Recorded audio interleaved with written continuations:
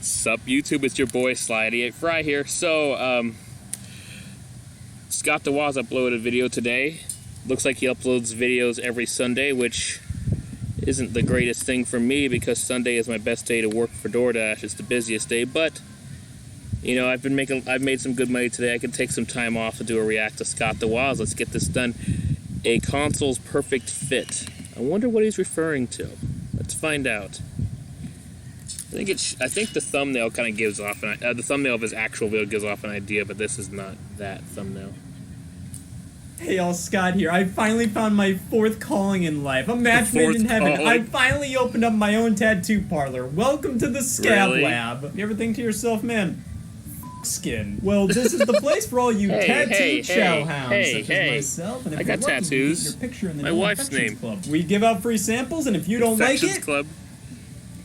I am so sorry for what I just did. Of course, to prove how much I believe in our product, I will give myself a sleeve. I'm thinking blue today. Business and I'm wearing a good fit. Sometimes two things just go together.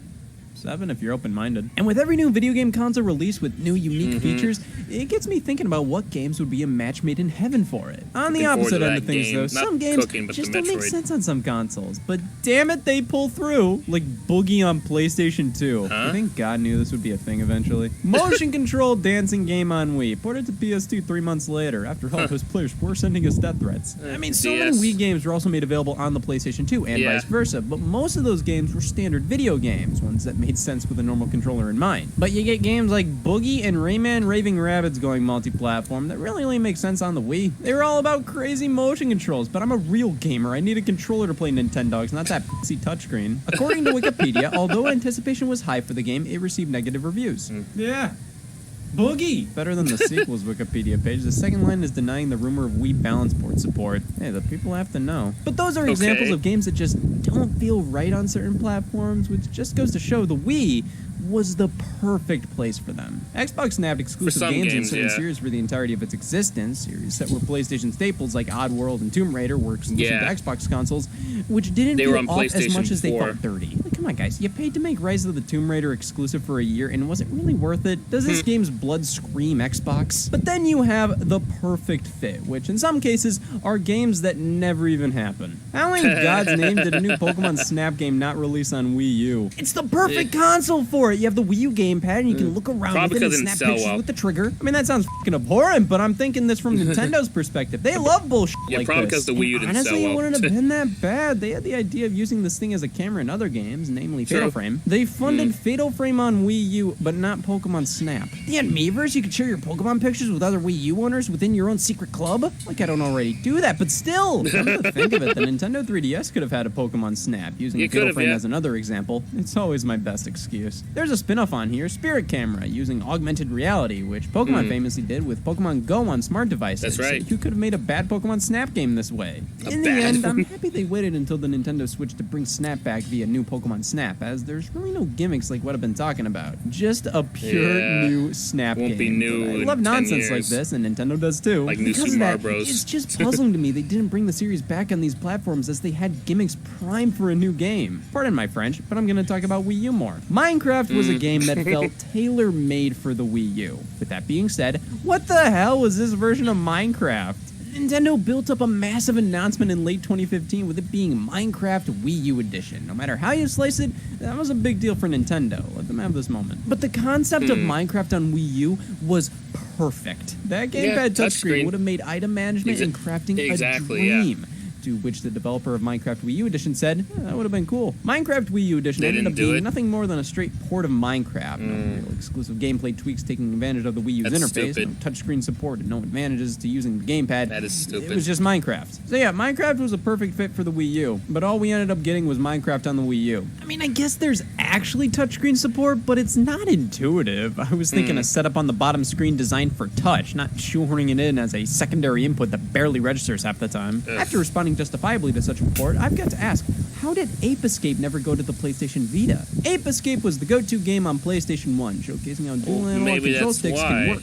Not only was the Vita Sony's first dedicated handheld with 2 sticks, but you had all this other stuff. cameras, a touchscreen, a back touchscreen, Sold augmented horribly, reality, though. 3G cellular. What I would give for an Ape Escape game to use 3G. The PlayStation Vita was more advanced than my immune system, and while a few games definitely took advantage of and showed the potential of it, I just feel like an Ape Escape would have been a no-brainer. Its initial reason for existence was to validate a controller, so why not validate all this other junk? Or even the PlayStation VR. When that released for PS4, I think Ape Escape would have been great to push on that platform, Really? especially considering VR is where old series go to die. Looking forward to a new Chibi Robo VR game. It's like it's not good right in front of me. Speaking of PlayStation, Sony released the PlayStation TV, so we didn't have to. It was a tiny box that was fundamentally just a PlayStation Vita without any of the extra garbage.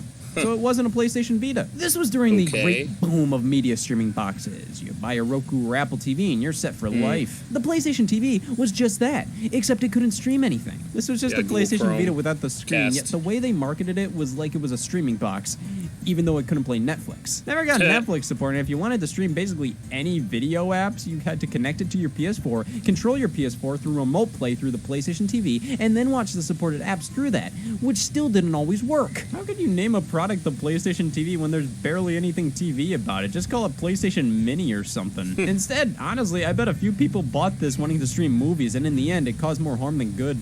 Soliciting. Yeah, so Netflix would have been a perfect fit for the PlayStation TV because it would have made the thing make actual sense. Wow, it's been that long. The Call of Duty games, honest to Yeah. God, were the perfect fit on Wii U, and Were they they? cut them off too soon. You got the HD graphics and traditional controller support, plus Wii Remote and Nunchuk support. It's crazy, I know, but some people like them. You get far more Okay. precision, and it's basically as close to keyboard and mouse you can get on a console, while also having its own benefits like an actual analog stick. But on top of that, you got split-screen multiplayer without the split screen. One player on the gamepad, one on the TV. Frankly, Call of Duty why I and prefer Wii Madden U on was Wii a U. total match made in heaven, and I'm a proud member of that club. How did the DS get more entries? I guess I could say That's why I preferred Madden on Wii U, because you wouldn't actually be able to see what each other's plays are. And when you play the game on a console with a friend, you could actually look.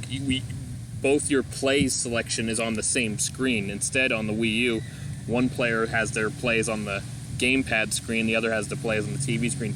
I guess, unfortunately, you'd have to do an honor system where the person on the gamepad would not look at the TV screen when a play is being chosen, but yeah, you know. the same about the PlayStation Vita or PSP. The fact that those only got one Call of Duty each is honestly shocking. The PSP may have only had one stick, but I find it weird that it only got one Call of Duty before the series hit it big with Modern Warfare. And the PlayStation Vita only got one Call of Duty as well, but fun fact, it was bad. I'd say the reason why is because I guess Call of Duty didn't actually hit it as big, didn't hit it huge at the time when the PSP game came out. And probably because the PSP, well, I think initially it sold pretty well at first. You know, people were seeing that Nintendo DS just had much more fun games on it, so people would just be buying that instead and not bothering with the PSP. Don't get me wrong, I think the PSP sold pretty well. It was like 80 million units, which is still pretty good, but it pales in comparison to the DS selling over 150 million units, being the second highest selling video game system of all time, highest selling handheld of all time. The only video game system to sell more than the DS is the PS2. So yeah, it's it probably just has to do with that. Like, maybe Activision just didn't think it was worth it to release any more games on the PSP. And then, of course, for the PS Vita sold horribly. At one point, the Wii U actually had outsold the PS Vita, and the Wii U sold horribly. So, yeah, I think lifetime sales, the PS Vita is now was higher than the Wii U in the end, but still, they both sold really, really bad. And the only reason why the Wii U has sold more than the Dreamcast is literally because the Dreamcast was killed off after a couple years while the Wii U kept going on after that. That's the only reason. In the same amount of time that the Dreamcast existed, the Wii U actually sold fewer units. The Wii U only sold more because it was on the store shelves longer. So yeah. I think with the more hardcore nature of the PlayStation handhelds, Sony would have courted Activision more for Call of Duty games on the handheld, but no, the N-Gage got just as many. The DS? Man, it's weird. It's just weird. Sometimes I just have to be honest and tell it how it is. You may call Subway employees sandwich artists, I call them alchemists. Like, why was Castlevania Requiem put out on PS4 only? Bad. You'd think... Sorry, my computer's acting really slow and stupid right now. Please. Oh god, I really need to fucking upgrade my computer. What? Okay. Let go! Call of Duty games on... Let go! What the more hard... Okay, you done? Take with Modern Warfare. Done? Just honestly shocking. The PSP... Stop! Let me play the video, like normal. I can't even finish my React video because it's refusing to do what it's supposed to do. God damn it. I'm sorry. What the fuck? My touchpad is a nuisance. If only I could set my mouse while sitting here. Scott here. I finally found my fourth calling in life. A match made in heaven. Game to use 3G. The PlayStation, so it's fundamentally just a PlayStation Vita with to connect it to your PS4 TV, because it would have made the thing benefits like an actual analog stick. But it each is honestly shocking. The PSP may have only had one stick, but I find it weird that it only got one Call of Duty before the series hit it big with Modern Warfare. Aggravating. And the PlayStation Vita only got one Call of Duty as well, but fun fact, it was bad. Sorry, You'd I think put you with the through more that. hardcore nature of the PlayStation handhelds, Sony would have courted Activision more for Call of Duty games on the handheld, but no, the N-Gage got just as many. The DS? Man, it's weird. It's just Okay, weird. so the DS had, like, Sometimes 5 I just games. have to be honest and tell Well, it how it DS is. sold You really make well, those that's Subway why. employees sandwich artists. I call them alchemists. Like, why was Castlevania Requiem put out on PS4 only? A collection of Rondo of Blood and Symphony of the Night right that after could have been Castlevania on, characters like, were revealed for anything. Super Smash Bros. Ultimate exclusive to the Nintendo Switch? You put out a collection on the wrong platform. Yeah, Same goes for the Disney Afternoon Collection, a compilation of old school Nintendo games. Sure don't want to put that on a Nintendo system. Mega Man Legacy Collection, released in 2015 for PlayStation 4 and Xbox One, but not Wii U, the system where most of Mega Man's fans were. He was in Smash Brothers, but a good chunk of classic Mega Man games were already available on the system. The first 6, which is what Legacy Collection contained. So a compilation of games that are already available on the Wii U, it didn't make a ton of sense. I get that. But they still put the game on 3DS where all these games are also available in the eShop. What was going on that's here? true. Michael That's Jackson's true. The Experience, another motion-controlled dancing game, a perfect match for Wii and Xbox 360's Kinect. Yeah. What about Nintendo DS, 3DS, PSP, and Vita versions?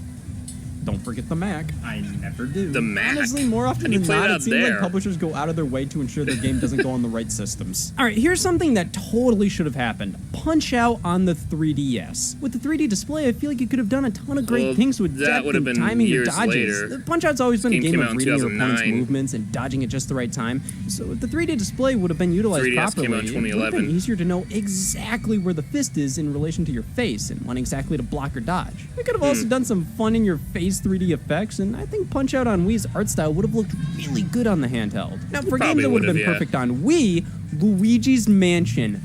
What? Why did this not happen? Yeah. The GameCube game had controls that could have perfectly used the Wii Remote's pointer. Instead, With they the opted to bring the flashlight. game to 3DS for the 3D display, which I am crazy mixed on. Luigi's Mansion was originally Probably tested with because- stereoscopic 3D, which Yeah, was I later was gonna say scrapped. that. So the game I was gonna appearing say on the that. 3DS was almost like finally bringing justice to a badass They were meaning idea. for the In GameCube reality, to be some 3D, people and it didn't think never the remake was. was badass, but it was ass bad. It's incredibly commendable. They got the original Luigi's Mansion to work on the system as well as it did, and seeing it in 3D is a cool way to rectify that original idea. Yeah. But this was too little too late. Luigi's Mansion for 3DS came out in 2018, which finally gave my watch purpose. People didn't want to play on the 3DS at this point. They just wanted to play Nintendo Switch games. The 3DS can't get it up and has a resolution of 4. It's like I cool, didn't even but it's know this came out for 2018, 3DS. and I want this game in HD. So I'm conflicted about this. I feel like the Wii would have been the perfect system for the original Luigi's Mansion, but the 3DS is a great choice. This remake just would have been way better if it was back in 2015 or something. Yeah. But I have to say, Captain Toad Treasure Tracker was born to be a 3DS game. Yeah, because, I mean, the second Luigi's Mansion game came out for 3DS. That did, but I actually did not know they re-released the original on there. I had no idea. That's crazy. The title originated on Wii U and was a continuation Of of these types of stages that were in Super Mario 3D World, That's which correct. was a sequel to Super Mario 3D Land on the 3DS, and Yeah. that made 3D World feel not super at home on Wii U because it felt made for the 3DS, so when Captain Toad came out for But it 3DS, made it felt like the circle had been... Yeah, I get your point, but, I mean, it would have been more of a pain to do the 4-player multiplayer co-op if it was on 3DS than on Wii U. On the Wii U, it's really easy to do it. And completed. Ever since July 13th, 2018, I felt accomplished. Treasure Tracker stages feel like living dioramas. You can't jump and have to traverse them by rotating them fully around, figuring out where to go.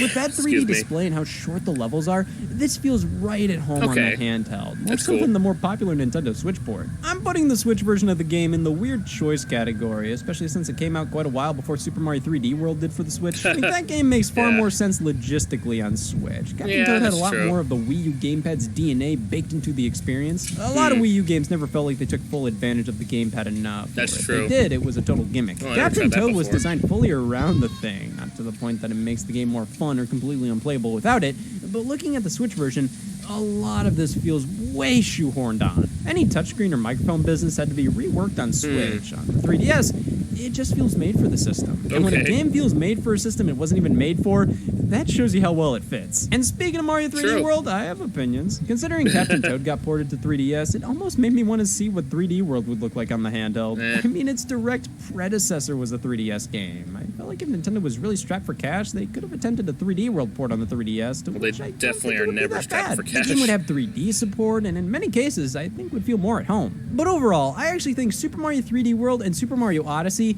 should have swapped consoles. Mario Odyssey has a ton of enemies you can capture and control, and I feel like that is prime for Wii U gamepad fodder. Plus, the world map you can bring up feels like it would have worked really but the well Wii on U the was bottom already screen at killed all off by times. then, 3D so- World having quick, bite-sized levels just works with the handheld form factor of the Nintendo Switch, plus being multiplayer-focused is what the console's all about. But I've talked about the Wii U enough.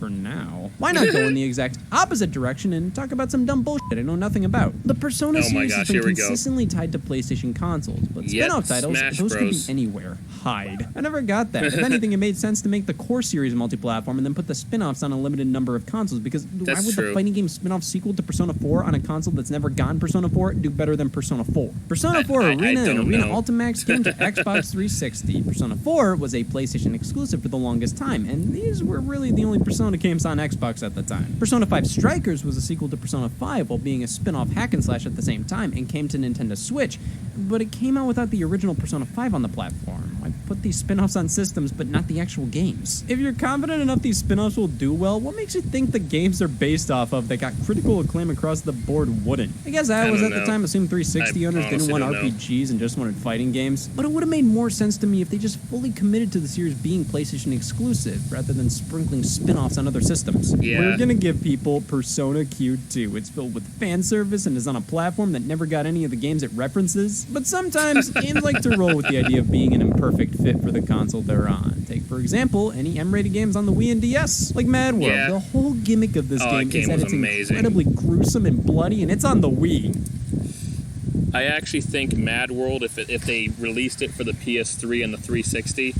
I think it would have sold well. If they released a Steam version on PC, it probably would have done well on there too. Releasing it on the Wii was a bad idea. Now, I played it on the Wii. I even have a playthrough of Mad World I uploaded videos of in 2009. Unfortunately, I was having issues with my capture device, so I didn't actually record the whole playthrough. Maybe someday I'll live stream the game just for the hell of it, but I wouldn't expect anybody to watch, so I probably won't. But just bringing that up, way back in 2009, I uploaded footage of this game when it was new. After I had already beaten it on normal, I recorded myself playing it on the hard difficulty. But yeah, like I said, I was having issues with my Dazzle back then, my capture device, and it made it, I couldn't finish the playthrough because of it, which sucked. But, oh well, maybe I'll come back to it later. It is an awesome game. I just wish it was remembered a lot more, because it's not just blood and gore. It's actually a quality game. The controls are superb. It's a lot of fun to play. It has a good, interesting storyline, and just the art style is really, really neat, and the music's really good. Just everything about the game is really well made. Bosses are very atmospheric. Well, not just atmospheric, but eventful. They're just awesome. My favorite finisher is when you defeat the psychic bosses. It's a psychic duo, and what you do is you use one's powers to shock the other, and you go back and forth with that and kill them both that way. It's so cool. It almost felt like an in-joke. Let's put this gory game on the Wii. We'll lose all of money, but it'll be really funny. Weirdly enough, the fact Mad World didn't fit on the Wii at all made it fit that much more. I can't imagine this game on anything but the Wii. No, I could imagine Opposites attract, and I could say the same about the House of the Dead franchise, but in reality, this is perfect on the Wii through and through. Light gun games kind of died out there, especially on consoles. You need specific hardware for them all. Yeah. Regular first-person shooters were just more appealing to people. But the Wii brought them back with its pointer functionality. That's House true. of the Dead 2, 3, and Overkill work perfectly here. It may feel out of place with Overkill being one of the top Sayer f***s in all of gaming, but this series was right at home on the console. Same could be said for Sin and Punishment. They brought this Japan-exclusive series back for the Wii worldwide because it was an unreal shooter. And I think it also helps that the original game, which came out for Sin and Punishment, which came out for N64 exclusively in Japan. I think it also helped that you could actually download it on the Wii Virtual Console, you know, doing via the Wii Shopping channel. I think that also helped make it possible to make this sequel to it that sold pretty. I don't know if it sold well, but the fact it gave them encouragement to make this sequel on the Wii. it works flawlessly here, and honestly gives me a lot of hope for revivals like this. Sometimes you just have to wait until that perfect piece of hardware comes out. You can't just put whatever out on every single console. It pays to be patient sometimes. Yeah. I thought as a kid, Super Smash Bros. Would be perfect on Nintendo DS, or even a 2D sprite-based one on Game Boy Advance. I was wrong. But I think Yeah, they they could have never made came a out. great stripped-down version, though they decided to wait until the Nintendo 3DS to make a portable Smash Bros. Yeah, and about the DS, I think the DS could have handled the original game. The DS actually has better graphics than the N64. If you look at the Super Mario 64 DS, it's more detailed. But anyways, never mind. But anyways, yeah, it was cool to actually play, a handheld version of Smash Bros. With this. But now with the Switch, you can play it on the big screen or handheld. And that The was Ultimate, probably that for the is. best. And I thought Star Fox would have been perfect on Wii. You move the ship around with the nunchuck. It would have been. And with They the Wii should have. remote. They even had a little micro game about it in WarioWare Smooth Moves. But Yeah, they we did. came I and remember went, that. and That we was never fun. got a Star Fox. But that was probably because they had an even better idea for the next console. Bad example, but you get what I mean. You just have to wait for the right time to bring Metroid Prime back. Metroid Prime Prime was 3. Federation Force on 3DS. You're making a multiplayer game. first-person shooter, and you put it on this thing? The only reason they did this that makes sense is because the 3DS was cheaper to develop for, because when you think about what system makes the most sense for a co-op multiplayer first-person shooter with tons of It's online definitely not elements, this yeah, one. sure, pick the stupid pick. I think a lot of games would have been great to see on the Game Boy Color. I'm mainly talking DX ports, like with what happened to Link's Awakening. Originally a Game Boy game, brought over to Color with a few enhancements. Just the fact it was in full color this time honestly was enough, but some random extra tweaks were done to truly make this the definitive version. Games like Super Mario Land 2, or for the love of God, Metroid 2 would have been perfect Yeah, it candidates would for have Game been. Boy Color releases. A Would've lot of been. games made for the wrong platform, well, they can be rectified later down the line. Mario Party the Top 100. I swear to God, you're going to compile the best 100 minigames from across the home console Mario parties and put them on the 3DS and not even acknowledge the handheld ones at all? You're going to put this game out Okay. with just one really bad game board to play multiplayer on? yeah, it This was a was bad just one. done to put something out on the 3DS I enjoy at the game, holiday. though. It was obviously made Just not for to the celebrate the minigames. series, which is what the marketing would lead you to believe. It was developed because it was easier to make than a brand new Mario Party from scratch. And put it on the 3DS because just like Federation Force, it's just flat out easier to do that. And Mario Party on a handheld and not a home console is like ordering deep dish pizza with no cheese, sauce, and extra olives. Go ahead, try it. Thankfully, we got more chances with new Metroids and Mario Parties on systems that make more sense. Yeah. But Mario Party only got like 2 games on the Wii, which is like, what? The Wii Yeah. was a party game machine. It How did was. the GameCube get 4 Mario of them, but Party the Wii 8 only was got half of awesome. that? I mean, obviously, the developer behind the scenes was going through some changes, so they couldn't really do a lot for a Yeah, while. that's But true. at the Hudson time, Soft I was was thinking, going out of wow, business. Nintendo's really showing restraint not putting 11 Mario parties on the Wii, when in reality, Nintendo couldn't bear the weight. Some things just fit a console perfectly. It's shocking there's not more of it out there. Like football games on the Dreamcast, Wii U, GameCube with Game Boy Advance connected, pretty much anything with a personal screen on your controller. You can pick what you Yeah. want to do without anybody else seeing. It truly Exactly. makes me I was wish talking 08 about was that on the earlier. Dreamcast, and thank Christ 09 wasn't. But that dual screen experience made games like The Legend of Zelda 4 Swords Adventures, Pac-Man Vs., Final Fantasy Crystal Chronicles possible. But the act of owning multiple Game Boy Advances and link cables made these games messier than they had to be. yeah. So, they waited to put some of them on consoles without the personal screen. God damn it! Why wasn't Pac-Man Versus on Wii U? Would've been perfect. It used one Game Boy Advance for a player playing as Pac-Man, then all the other players play as Ghost on the TV, and you're telling me they didn't put this on Wii U, but Pac-Man and the Ghostly Adventures 2 made the cut, but then they put it on Switch. Like, cool, but why did you skip out on the console when it made perfect sense on? Because Four Swords the Wii U Adventures didn't remade sell on well. Wii U would have been perfect as well. The dual screen experience, it could have been the first time they allowed for multiple gamepads on one system. But no, they remade Twilight Princess, a game I could already play on the Wii U. Like, come on! Why couldn't they release a USB adapter to play 3DS games on here? You have everything you need. You could have had one screen on the gamepad, the other on the TV. They re-released DS games digitally on the Wii U eShop. Let us play our 3DS games on this thing. I mean, sure, Super Mario Maker is a perfect fit on Wii U, but you wait to take all your dual screen games from the GameCube and put them on other platforms after the Wii U. Eternal Darkness would be crazy with the Wii U gamepad, or like an actual Chibi Robo game. You could do a bunch of stuff with the gamepad, moving it around, or just actual sequels to a bunch of their DS games. You have a dual screen with a TV there. You can do so much with it. So, long story short, the Wii U's great. The Wii U is definitely a very underappreciated video game system. There were a lot of games that probably would have been a perfect fit on there. It's just the Wii U didn't sell well. It wasn't marketed well. Like, honestly, back when the Wii U first came out, I only remember seeing one ad for it, and that was they were advertising Nintendo Land. Years later, I had not seen a single ad, and this is during a time when the version of Hulu I used was the ads version. I use the ads-free one now.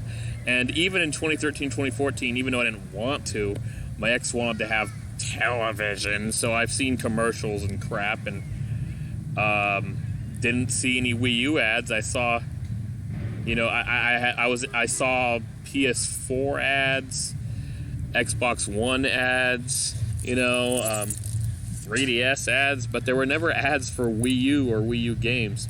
The only other ad for Wii U I recall seeing was Paper Mario Color Splash, and literally the reason why I know about that ad, because by then I didn't use TV anymore. It was all about streaming sites, because I hated TV with the billions of commercials, watching on their schedule, not my own schedule, and more expensive than having these streaming sites, although now that a lot of shows and movies you used to watch on just Hulu or Netflix are now being split apart and being on HBO Max and Disney Plus and all this other stuff. It's getting more expensive. But anyways, the point is, I watched stuff that didn't really show ads. Especially since I think by 2016 I switched to the ads-free version of Hulu, I think, because my wife was sick of the ads. I was willing to spend a little more for that. But the thing I'm pointing out is, I saw an ad for Paper Mario Color Splash for the Wii U simply because at the time, which was late 2016, I worked a job for a company called Market Source to sell cell phones at Target. So, because I was in the electronics section where all those big screens are to advertise their TVs, I would see all the commercials over and over and over again, which was annoying. But the Paper Mario Color Splash ad, which I would see every day, didn't seem to really bother me. I was like, oh, yeah, cool, I might consider this game. So thanks to the job I had at the time, I actually gained interest in a new Paper Mario game at the time that I think a lot of people were not aware of. So yeah, the Wii U was hardly advertised, not to mention the name of the console was confusing for a lot of people. I knew what it was, but still, even by the time they discontinued the Wii U and the Switch came out, there were still people who didn't know that the Wii U was its own system. A lot of people thought the Wii U was some kind of peripheral you add to your Wii. So, yeah, they screwed up. If they gave it a different name, maybe it would have sold more. But if they marketed it better, I think that would have helped too. The Switch, they've obviously learned their lesson. They got a better name for it.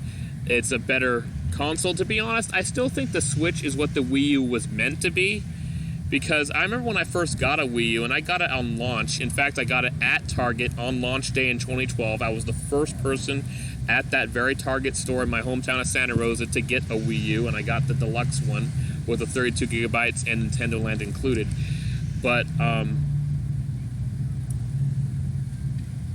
when I first got the Wii U, I actually thought the purpose of the screen wasn't just to like use it to play some, use it for specific things in some games or for a second screen to play on, but I actually thought I could just, you know, take the gamepad with me and play the games portably. I actually thought that back then. So I feel like the Switch is almost like what the Wii U was trying to be, but I guess the technology just wasn't quite there to make that possible until, you know, the Switch came out in 2017.